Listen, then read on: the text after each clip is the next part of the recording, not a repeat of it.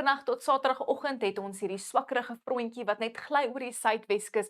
Hy verswak maar baie vinnig en gaan net ligte reën baie vroeg Saterdag bring vir die verre Suidweste en dan miskolle langs die Weskus en ook miskolle daar oor die ooste van Suid-Afrika.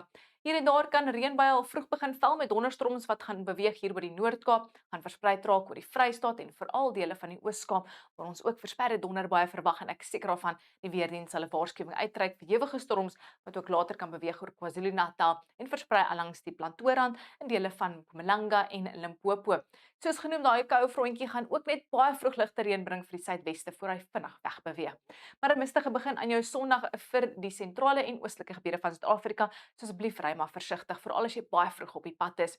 Later gaan donderbuie weer opsteek hier in dele van die Noord-Kaap, versprei oor die Oos-Kaap, plek in die Vrystaat, maar meeste van die storm weer Sondag word verwag oor die noorde van KwaZulu-Natal, Mpumalanga en die sentrale gebiede van Limpopo, net 'n 30% kans vir die sentrale gebiede en dan later gaan storm weer afbeweeg vanaf ons buurland oor dele van die Kalahari.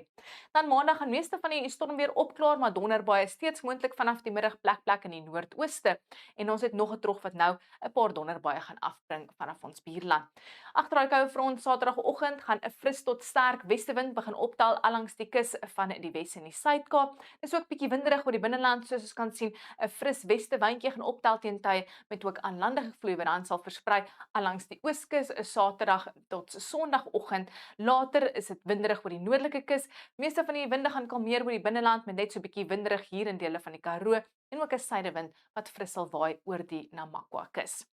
'n Matige begin aan jou Saterdag vir Suid-Afrika, die koudste dorp is Sutherland 9 grade en dan later raak dit warm tot baie warm en 'n lieflike Saterdag vir die binneland. Temperature so in die middel 20s vir die Vrystaat waar ons storms verwag en wolke en dan hoë 20s en rondom 30 grade.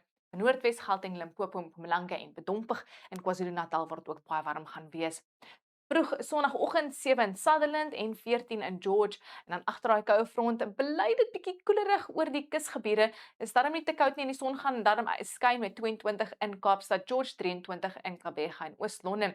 Dit is weer meestal bewolk met stormweer beweeg oor dele van die Oos-Kaap en die Vrystaat temperature in die middel 20s. Dit raak warm tot baie warm oor die noordooste temperature rondom 30, 31 in Pretoria.